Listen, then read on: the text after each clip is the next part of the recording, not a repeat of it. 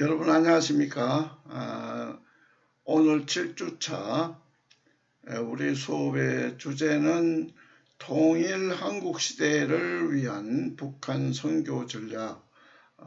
오늘부터 계속되어지는 선교와 선교 전략에 대한 내용들을 우리가 살펴보도록 하겠습니다.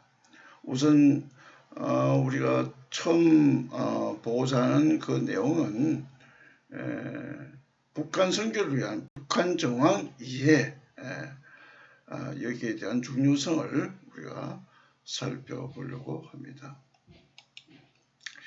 자, 그러면 우리가 지금 선교의 개념이 이제 어떠한가 하는 것이 이제 굉장히 중요한데요. 선교의 개념은 복음주의적이고 또 에큐메니칼적인 선교의 개념을 가지고 있어요. 그리고 이제 우리가 지향하는 바는 이제 복음주의적 선교의 개념인데 실은 우리가 이제 개혁주의적 선교의 개념을 가져야만 합니다. 그러나 여러분들이 지금 공부되어지는 방향들은 늘 복음주의적이었기 때문에 이 에큐메니칼에 반대되는 개념을 통해서 우리가 우선 공부를 좀 해보려고 합니다. 교회는 한마디로 말하면 선교의 공동체라고 할 수 있어요. 그래서 이제 교회는 처음부터 선교의 사명을 위해서 존재하게 되어졌다. 마태복음 28장 19절에 있는 말씀. 하늘과 땅에 있는 모든 권세를 내게 주셨으니 너희는 가서 제자를 삼아 아버지와 아들과 성령의 이름으로 세례를 주고 내가 너희에게 분부한 모든 것을 가르쳐 지키게 하라. 주님께서 우리에게 주신 이 교회의 선교적 사명을 이 말씀을 통해서 우리에게 주신 것이죠. 그래서 선교는 교회가 존재하는 방식이었어요. 가르침을 전하고 지키게 하고 그리고 교회를 통해서 세례도 주고 또 제자를 양성하는 것, 이런 것이 이제 교회가 하는 일이죠. 그래서 교회는 선교를 통해 존재해 왔고 선교를 통해 미래로 나아가게 될 것입니다. 자, 이런 교회들이 웅장하게 있고 마을에 우뚝 서 있습니다. 그러나 이런 조직 교회만 가지고서 우리가 교회의 제 역할을 감당한 것은 아닙니다. 우리가 수많은 교회들이 있고 한국 땅, 우리 이제 천안만 해도 참 교회들이 많은데 이 교회들이 과연 어떠한 성격을 가지고 교회를 우리가 사역을 하느냐 하는 것은 굉장히 중요한 것이거든요. 자, 그런 측면에서 우리 주님께서 지시하시고 명하신 그것은 바로 선교적 사명이에요. 자, 이것을 우리가 지향하고 우리가 가져야 할 아주 중요한 내용이라고 볼 수 있습니다. 이거 어렵고 힘든 자들, 기아로 또 병으로 또 어린 아이들, 이렇게 이제 온 세상에는 너무 계층이 많고 계층의 차이와 또 부자와 가난한 자들 또는 지식인과 지식 없는 무식한 자들, 교육을 받지 못한 자들, 이런 차이들 때문에 균형이 깨지고 우리가 이제 함께 공유하지 못하고 삶을 함께 나누지 못하는 그러한 일들이 있게 되어집니다. 이런 일들을 통해서 우리는 하나님의 나라가 이 땅에 건설되어지고 또 세워진 이후에도 확장되어질, 이것이 이제 우리가 주님 오실 때를 기다리면서 나아가야 할 교회의 사명이라고 보여집니다. 자, 그러면 이 선교라는 그 내용을 우리가 좀 개념을 좀 정리를 좀 하면 좋겠습니다. 뭐 선교와 결혼 때도 배웠고 또 선교 신학을 하신 분도 배웠을 것이고 또 역사 신학을 선교적으로 배웠던 분들도 선교에 대해서 수많은 이야기를 듣고 또 여러 가지 책도 읽고 레포트도 쓰고 시험도 치고 다 했을 겁니다. 그런데 과연 정말 선교는 무엇인가? 이것을 우리가 좀 한번 좀 짚고 넘어가자. 물론 다 아시는 내용이겠지만은 이런 내용을 우리가 좀 더 깊이 공부를 했으면 좋겠습니다. 선교라는 용어는 그 성경적 기원에서는 보낸다는 아포스텔로, 이 요한복음 20장 21절에 있는 그 단어에서 나온 것이라고 볼 수 있겠습니다. 원래는 그 이그나티우스 폰 로요라고 하는 그 예수의 수사들이 선교 서원 뭐 이런 이야기가 시작되면서부터 이야기가 되어졌는데, 처음에는 이런 성경적 용어가 그들에게서는 여행하는 것, 말하자면 신대륙과 뭐 이런 유럽을 최초로 이제 가면서 그 인도에서 만약에 뭔가를 발견하시면 그 안전을 확보하는 그런 의미에서의 그 어떤 내용을 가지고 있는 그런 어떤 책자들, 이런 책자들에서 이 미시오라는 그 단어가 나오기 시작했어요. 그런데 이제 이것은 이제 헬라의 가서라는 마태복음 28장 19절의 편포라는 그 뜻은 여행한다는 그 뜻이 이제 있어졌는데, 이게 이제 오늘날 선교적인 개념으로는 17세기에 그 까르멜 교단, 그 17세기 초 그 까르멜리터 오르덴이라고 해요. 이게 이제 그 교단 내에 사용되어졌던 글에서 교황 그레고리 15세가 토마스 예수라는 사람이 1622년에 교황청에서 작성한 신앙 전파를 위한 신성회중이라는 그 글에서 사실 선교의 의미는 복음화라는 의미로 좀 이렇게 전환이 되어집니다. 그래서 선교라는 의미가 복음화라는 구체적인 개념으로 이때 결정이 됩니다. 그러니까 선교는 미션이라고 보아졌을 때는 이것이 그냥 단순히 여행하고 전하는 그런 의미였는데, 이것이 이제 개념화가 17세기에 그 교황청에서 신앙 전파와 관련되어져서 이야기가 되어져서 우리가 기독교 내에서는 그냥 선교라고 한다면 바로 이 복음화라는 내용으로 우리가 이해하게 되어진 것입니다. 그래서 이러한 라틴어의 미시오는 몇 가지 파생하고 있는데 PDF 파일에는 좀 이렇게 오타가 나서, 그런데 미토, 또 미테레, 미시오, 그 다음 미션, 이런 단어로 쓰여 있었던 거예요. 그래서 오늘 우리는 이런 미션이라는 단어를 우리가 사용을 하고 있습니다. 그래서 우리 복음주의자들의 경우에는 이 선교 개념은 기본적으로 아직 복음을 듣지 못한 자들에게 찾아가서 복음을 선포하여 이방 세계를 구원하는 하나님의 구속적 활동을 의미합니다. 그 결과 이제 개종, 즉 회개하고 타 종교에서 우리 기독교에 귀의하게 되어지고, 그 다음에 개종자들을 위해서 교회를 설립하는 활동으로 이해하게 되어지는 것입니다. 그래서 기독교 선교는 전도하고, 또 전도한 사람이 교회에 오게 되어지면 또 세례를 받고, 또 세례를 받아서 또 구성원이 되어져서 교회를 위하고 교회가 하는 그 반복된 이 일들을 계속 수행하면서 나아가는 거예요. 그래서 이러한 내용들을 모교회는 자교회를 만들고 뭐 이렇게 하고, 여기에서 그냥 머물지만 말고 그 머무는 것은 단지 목회하는 것이고, 그 똑같은 교회의 형태를 다른 지역으로 또 이렇게 자교회를 만들어내는 이런 일들이 바로 우리가 선교의 사역의 중요한 부분이라 그렇게 할 수가 있겠습니다. 그래서 이제 선교라는 단어는 그 라틴어 미테레 또는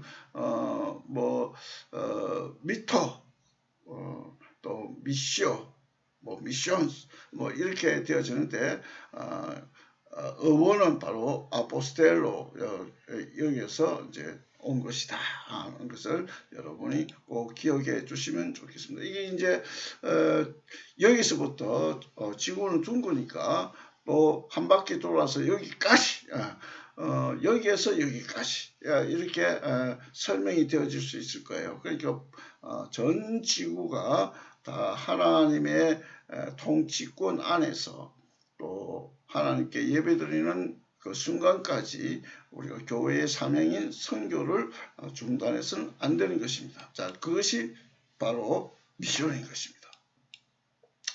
그래서 보낸다는 어원인 그 아포스텔로는 로마 교회가 수도원 선교기구를 통해서 타 문화권의 불신 종족들에게 복음을 전하기 위해서 수도사들을 파송할 때 쓴 것이다.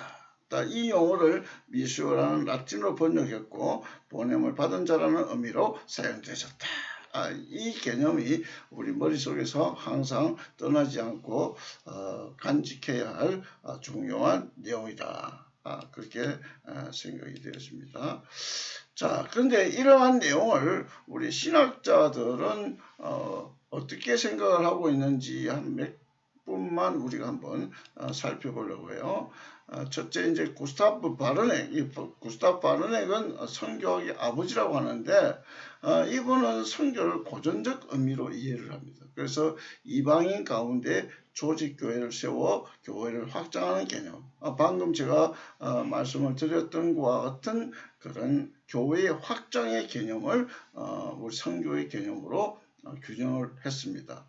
또 예하 바빙크, 이 바빙크라는 분은 뭐라고 말을 했는가 하면 철저히 하나님 중심적인 선교 개념을 수립하면서 인간에 의해 이루어지는 선교 사역은 오직 그리스도 안에서만 열매를 맺을 수 있으며 선교 사역에 있어서 인간의 위치는 오직 종의 위치에 불과하다. 오직 하나님께서 모든 일을 행하시고 하나님의 사역이고 그리스도 안에서 그 열매를 얻을 수가 있고 선교 사역은 단지 인간들이 그 종의 위치에서 그냥 동참하고 수행하는 것일 뿐이다. 이 아마 활은 개혁주의자들의 철저한 그 하나님의 종주권적인 그러한 사상, 주권적인 사상, 이것을 강조한 선교 개념이라고 볼 수가 있겠습니다. 그 다음에 이제 화란의 또 신학장, 선교 신학자인 요하네스 볼카일은 뭐라고 말했는가 하면 삼위일체적 개념을 정리하면서 선교는 이 세상에 하나님 나라를 가져오기 움직이시는 성부, 성자, 성령 하나님의 구속 활동이다. 저는 이제 이 개념을 상당히 잘 이해를 하고 이 개념을 잘 받아들여서 페알코레시스라는 이 하나님의 신개념을 여기 도입을 합니다. 좀 어려운 용어지만은 성부와 성자와 성령은 한 분이시신데 이 한 분은 각각 또 따로따로 위가 있어요. 그래서 이 성부는 성부에게서 성령이 나오시고 성부에게서 성자가 나오시고 성자에서 성령이 나오시고 이렇게 하면서 그냥 가만히 이렇게 이렇게 그림처럼 보여지는 하나님이 아니시고 이 하나님은 지금도 계속 들어오시고 나오시고 들어오시고 나오시고 움직이시는 활동하시는 그런 분이세요. 자, 그런 하나님이시기 때문에 그분이 행하시는 일은 오늘도 똑같이 활동하시는데 그 활동은 바로 구속 활동이다. 구원한다는 거예요. 자, 구원한다는 것은 이 세상을 하나님의 통치권 안에 두시고 하나님께서 하나님의 사람에게도 구원을 일으키시고 자연과 모든 일들도 사람이 살 수 있도록 만들어내시는 그런 통치를 가지신 하나님. 그런 하나님 이제 선교라는 거예요. 그러니까 영적인 구원뿐만 아니라 이 영적인 구원을 가진 사람들이 이 세상에서 하나님의 은혜로 살 수 있도록 모든 만물이 함께 변화되어질 수 있는 그러한 일들이 함께 이루어질 수 있도록 하는 조화가 되어질 수 있는 그런 일들을 선교라고 보는 것입니다. 자, 그 다음에 이제 좀 복음주의적인 그 선교학자이신데요. 그 도널드 맥가버라는데 이분은 교회 성장학을 강조하신 분이에요. 자, 이분은 이제 풀로 신학교를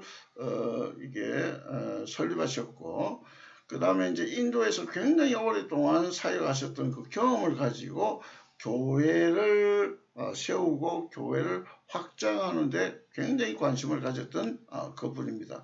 이분의 그 선교의 개념은 전통적인 선교의 개념을 유지하면서 저 위에 우리 보이죠? 그 이제 이방인의 회심이라든지 교회를 세운다든지 또 하나님의 영광을 위하는 일들 이런 것들이 이제 우리가 말하는 이제 복음적이고 개혁주의적인 선교의 세 가지 목표인데요. 그래서 이 개념을 유지하면서 보다 넓은 복음주의적 선교학을 확립했습니다. 자, 그래서 선교는 문화적 국경을 넘어 아직 예수 그리스도를 따르지 않는 사람들에게 복음을 전하고 그들로 하여금 그리스도를 주님과 구주로 영접하여 주님의 교회에 책임 있는 지체가 되도록 격려하며 성령이 이끄는 대로 전도와 사회, 정의, 실현을 위해서 일하며 하나님의 뜻이 하늘에서 이루어진 것 같이 땅에서도 이루어지도록 하는 것이다. 뭐 이렇게 거의 완벽하게 이렇게 정의를 내렸습니다. 여기에 뭐 우리가 더 이상 손댈 거는 없어요. 그런데 이제 중요한 거는 너무 이제 교회 중심으로만 이야기하다 보니까 사회에 대한 정의, 뭐 이 정의 구현이나 실현에 대해서 조금 약한 측면이 있는 거예요. 선교는 이론으로서만 말하는 것이 아니고 실제적으로 가서 복음도 전하고 하는 그 일들에 있어서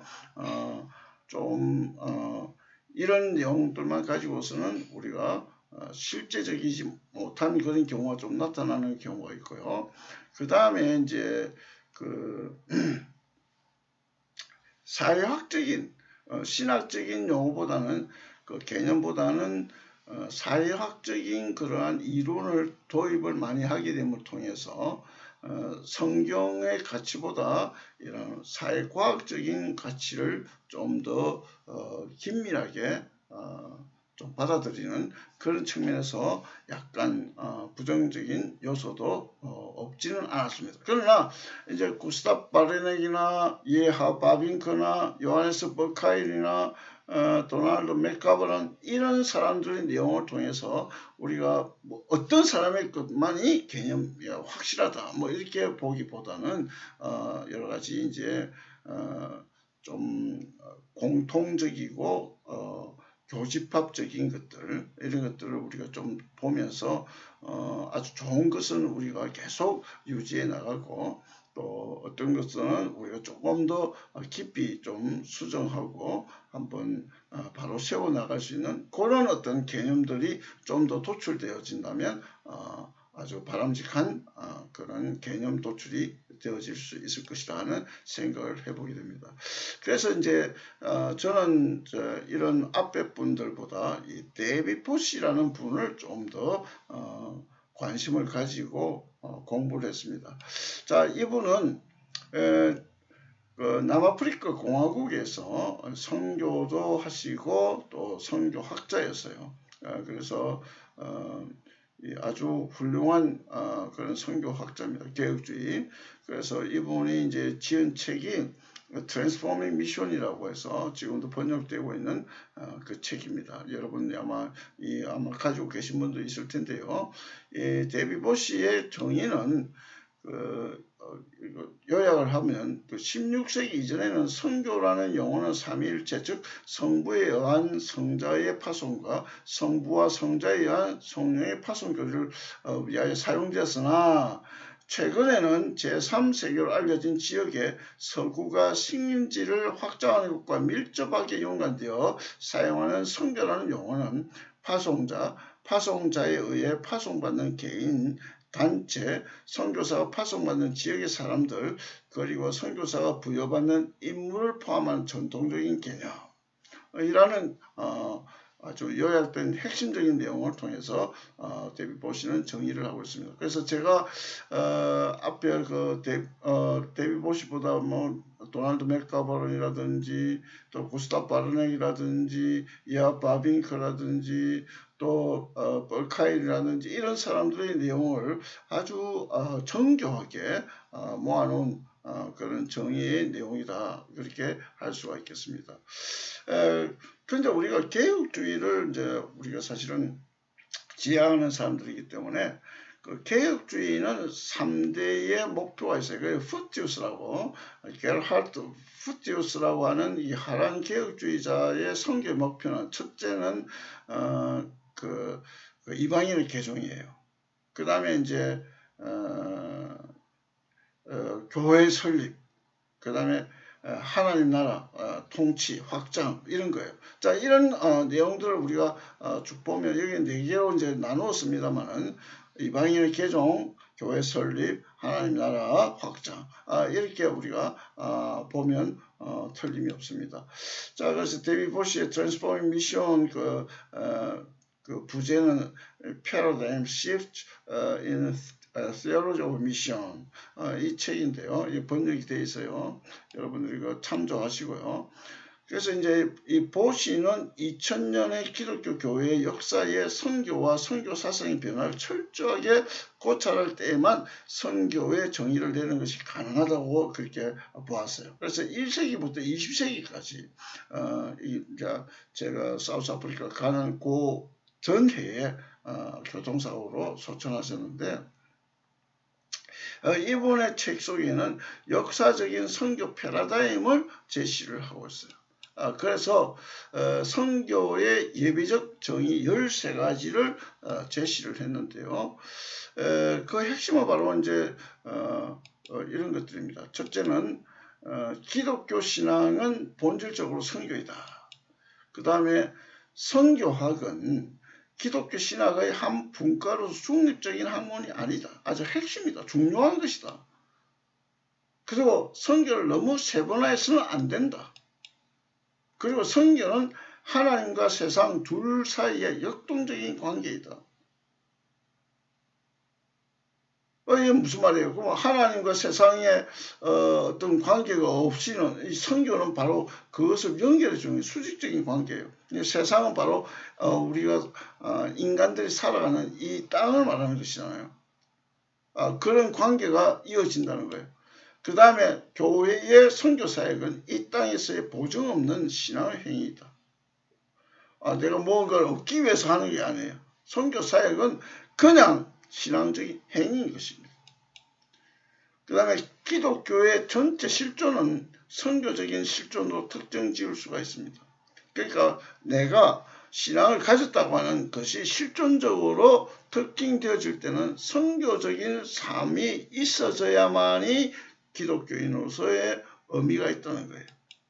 그 다음에 신학적으로 말해서 해외 선교는 독립된 선교 사역이 아니다는 거예요. 그냥 해외 선교만 선교라는 그 말은 아니라는 거예요. 이건 온 세상의 열방을 위한 선교이기 때문에 여기서도 선교할 수 있는 거예요. 그래서 이게 나가는 선교, 들어오는 선교, 뭐 이런 내용들 통해서 요즘은 이게 들어오는 자들이 많잖아요. 한국으로 만약에 들어왔을 경우에 그 다문화 사역자들 또는 해외 유학 우리 한국으로 와서 유학하는 자들 또 난민들 또 이민자들 뭐 이런 사람들 다문화 가정을 이루고 다문화 사회를 이루는 이 사람들은 어떤 말에서 그 단지 해외 선교와 아주 다른 게 아니라니 똑같은 선교 사역이라니. 그 다음에 선교 나중에 또 이야기를 진행이 되겠습니다만은 하나님의 선교와 교회의 선교가 이게 이제 구분이 되어져요. 만약에 에큐메니칼이 이제 말하고 있는 하나님의 선교만 관심을 가지면 이 교회의 선교가 없어지면 이 복음 전도가 없는 경우가 생겨요. 근데 그래서 상당히 갈등이 있게 되어지는데 지금은 서론이니까 얼핏 여러분들이 고민 속에 빠질까 싶어서 이렇게만 말씀드리고 나중에 본격적으로 그 이야기가 되어질 때 다시 한번 언급을 하겠습니다. 그 다음에 9번째, 선교적 임무는 인간 삶의 필요와 문제들처럼 응집력이 있고 넓고 깊은 것이다. 예. 그러니까 우리 인간 삶은 단순하지 않잖아요. 그 필요가 있고 또 문제들이 있고 또 넓기도 하고 깊기도 하고 참 분명히 뭐라고 뾰족히 말할 수 없는 아주 복잡하고 아주 문제가 많은 그런 것들입니다. 그 다음에 선교는 세상에 대한 하나님의 긍정, 즉 선교는 세상 속에 있는 하나님의 실존에 참여하는 것이다. 뭐 어려운 말 같아도 이것을 하나님과 동행하고 더불어 함께하는 삶, 이것은 또 이웃과 함께하는 것이거든요. 그러니까 세상 속에 있는 하나님의 실존에 참여하는 것은 곧 함께 이웃과 함께하는 것이다 하는 그런 어떤 차원에서 하나님의 긍정적인 측면에 우리가 관심을 갖게 되는 거예요. 이 세상에 우리가 뭐 독불장군으로 그냥 따로 떨어져서 사는 것이 아니다 하는 그런 뜻입니다. 그 다음에 선교는 복음을 자신의 본질적인 차원들 중에 하나로 포함한다. 예, 이제 이거는 우리가 이제 가장 중요한 본질적 차원이다 하는 이런 내용을 강조하는 말입니다. 그 다음에 선교는 또한 세상에 대한 하나님의 부정이다. 아까는 긍정이라고 했는데 부정이다. 왜냐하면 우리가 이제 그 경건이라든지 우리가 하나님 앞에 선교를 유지하기 위해서 우상을 숭배한다든지 또는 좀 미신적인 행위를 한다든지 또 하나님과 대적하는 행동을 우리가 끊고 경계하고 회개하고 돌이키고 회심하고 하는 이런 모든 것들 이런 것들에 대한 내용들을 변증적으로 다가서야 한다. 하나님께 도전하는 일들이 이론적인 것도 있고 실천적인 또 여러 가지 세상에는 하나님께 도전하는 일들이 너무 많아요. 요즘에는 종교다원주의도 많고요. 그 다음에 뭐 혼합주의도 많고요. 뭐 이런 것들이 있는 것입니다. 그 다음에 선교하는 교회는 성례와 표적의 관점에서 묘사되어질 수 있다. 그 마태복음 28장 19절 그 내용의 말씀을 보면 내가 너에게 분부한 모든 것을 가르쳐 지키게 하라. 또 세례를 주고 뭐 이런 말씀 있잖아요. 세례는 교회에서 주는 거예요. 바로 그 성례를 하고 또 표적 뭐 이런 것들 이적 뭐 이런 것들 우리가 선교 가운데도 있게 되어지는 것을 말하는 거예요. 자, 그러면 신약에서 묘사된 그 6가지 구원 사건들을 통해서 우리가 좀 보면 6가지 구원 사건들은 서로 관계하면서 서로 견지되지 않는 선교는 세상에 그 복음을 전하기 잘못 전하게 되어지는 그 내용이 좀 제가 잘못 글이 올라와서 여러분이 좀 수정을 해야 될 필요가 있습니다. 자, 그래서 그리스도의 성육신, 그 인카네이션이라는 것은 그 말씀이 육신이 되어졌다. 그러니까 하늘에 계신 우리 예수님께서 원래는 말씀이셨는데 이 세상에 내려오시면서 하나님의 말씀이 육신의 몸을 입고 이 세상에 오셨다. 그리스도의 탄생의 모습을 우리가 보게 되어집니다. 하나님이 이제 인간의 몸을 입고 이 세상에 오셨다. 그 다음에 이제 그분은 우리의 계속 그 죄를 대신해서 죽으셨다. 이게 이제 은혜로운 주님의 그 십자가에서 죽으심이죠. 이것이 끝이는 것이 아니고 예수님은 죽음 가운데서 부활하셨어요. 부활하셔서 아주 중요한 내용을 우리에게 주셨습니다. 그 다음에 주님께서는 부활하시고 이제 하늘로 올라가셨어요. 성천하셨어요. 그래서 이제 성천하시는 그 모습대로 우리에게 다시 오실 것이라 그렇게 이야기를 하십니다. 그 다음에 이제 예수님께서는 성천하시고 대신 예수님은 육신의 몸으로 입고 오셨을 때는 그 팔레스틴 제한된 지역만 다니셨는데 대신 오신 성령님은 온 열방, 온 세상을 다 다닐 수가 있죠. 그래서 오순절날 성령이 강림하셨어요. 그리고 남은 주님의 약속은 바로 재림이에요. 그게 이제 우리가 이제 신약이라고 해요. 신약, 새로운 언약. 그래서 우리 통치하시고 지금 아버지 하나님 우편한 적이 있었다가 이제 오실 거예요. 그걸 파루시아라고 하는데 주님이 오실 때까지 교회가 이 성교의 사명을 다하라 우리에게 위임을 주셨어요. 그래서 미션 이것은 우리가 이제 가기도 하고 온 사람들에게 복음을 전하기도 하고 하는 것입니다. 그러면 이제 북한 선교를 위한 이 정황화, 상황화라고도 표현하는데 여기서는 좀 정황화라는 개념으로 설명을 하려고 해요. 자, 이제 그러면 그 데이비드 보시가 이야기했을 때 이제 에큐메니칼의 선교 패러다임 요소를 이야기하면서 이게 부상한다, 이게 emerging 한다. 이 에큐메니칼이 나쁜 요소처럼 들려지겠지만은 여러분이 이제 에큐메니칼은 이 시대적 선교의 패러다임이라고 생각을 일단은 하셔야 됩니다. 나중에는 제가 부정적인 요소는 따로 설명을 드리겠습니다만은 자 그러면 이 에큐메니칼 선교 패러다임 요소는 그 다른 사람들과 함께하는 교회로서의 선교를 말하고 있어요. 그 다음에 미시오 데이로서의 선교, 그 하나님의 선교라는 뜻이죠. 그 하나님의 선교는 맞는 말인데 이 고정 개념으로 미시오 데이는 교회를 통하지 않고 이 세상에 직접 선교하는 그 내용을 미시오 데이라고 말하는 것입니다. 자, 그 다음에 구원을 중지하는 선교, 이제 구원을 그 중간에서 일으키게 하는 선교, 구원을 부르는 선교. 그 다음에 정의를 추구하는 선교, 정의 추구로서의 선교. 선교의 개념 속에는 정의의 개념도 함께 포함이 되어지는 것입니다. 그 다음에 복음으로서의 선교, 이건 개인 구원, 이런 사회 구원, 뭐 이런 어떤 의미에서의 복음, 굿뉴스를 말하는 것이죠.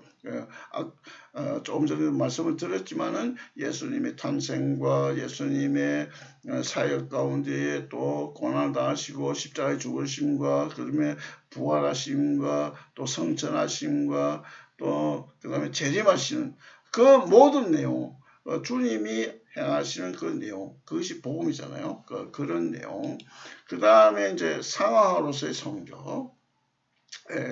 요 부분은 이제 우리가 좀 집중적으로 북한 선교 때 공부를 해보려고 하는 거예요. 그 다음에 해방으로서의 선교.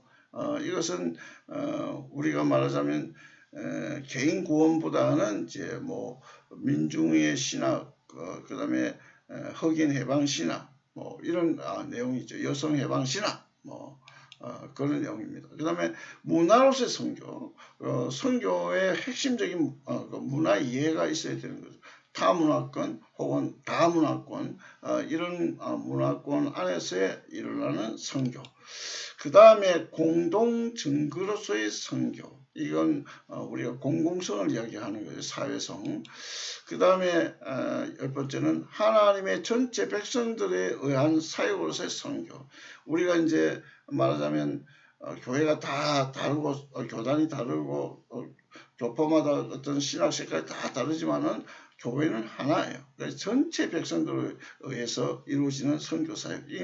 그리스도의 삶으로서 이루어지는 선교의 사역을 이야기하는 것이겠죠.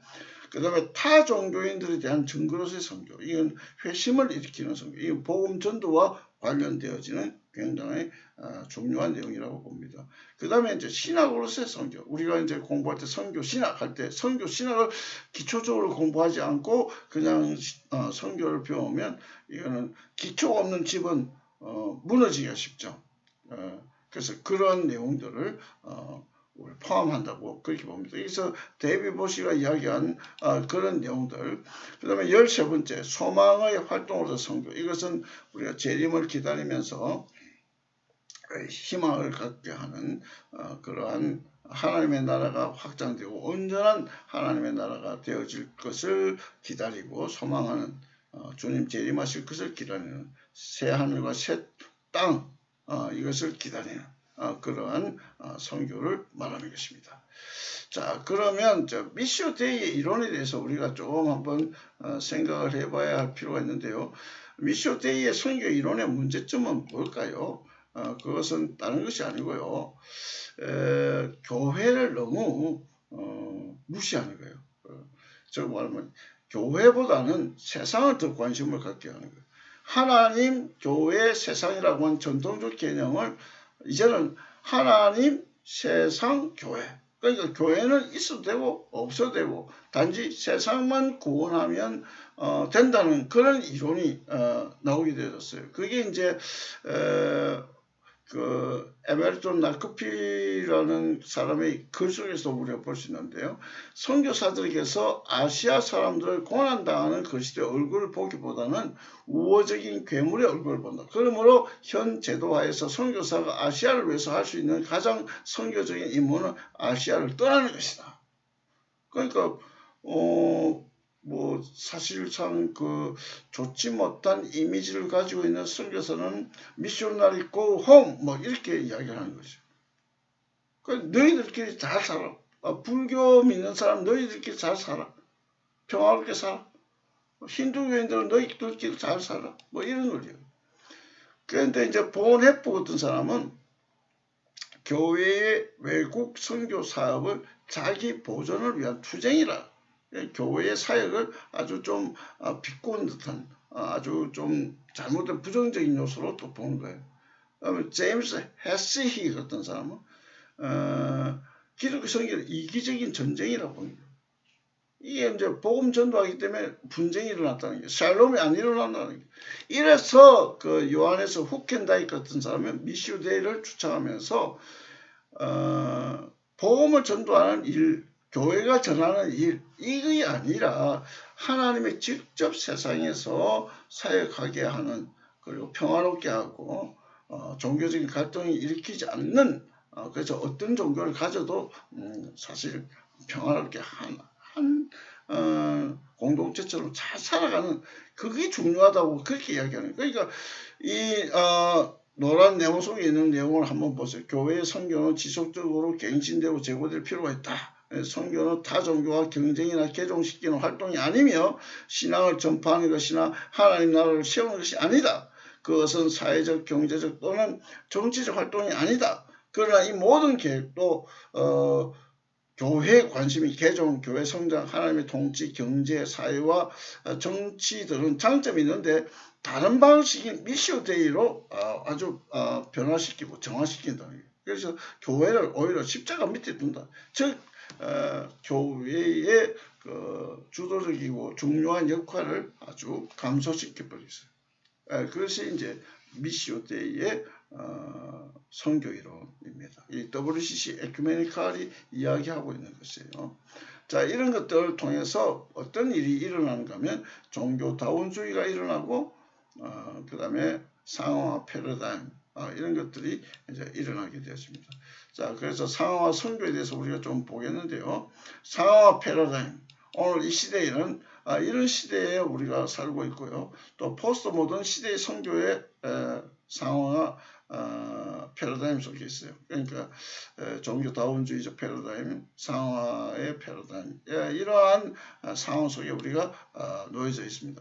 자, 우리가 필요한 것은 그러면 함께 더불어 살아야 하는 것인데, 성육신적 선교, 그래서 북한 선교를 위한 이 상황화, 정황화의 개념은 성육신적 의미를 내포하는 뜻으로 사용하고 있어요. 이제 보다 엄밀히 말하면 북한 선교를 위한 정황화의 선교 개념은 성육신적 정황화의 북한 선교 개념과 맥을 같이 한다고 할 수가 있죠. 그래서 우리가 이제 다음 시간에 볼 것은 성육신적 선교. 이것은 누가복음 19장 10절과 고린도후서 5장 19절에 인간과 인간 사이의 화해, 그 다음에 적대적 관계를 종식하고 그 다음에 남북한 간의 이제 화해를 위한 성경적 기초를 갖는 것을 말하는 것입니다. 여기 좀 미스프린트가 있네요. 자, 그래서 이러한 시간적으로 우리가 이제 계속되어지는 수업을 통해서 북한 선교의 이해들을 우리가 좀 더 깊이 공부하도록 하겠습니다. 자, 그러면 이제 좀 쉬었다가 두 번째 시간 다시 이어져서 우리가 수업을 해가도록 하겠습니다. 나중에 또 뵙도록 하겠습니다.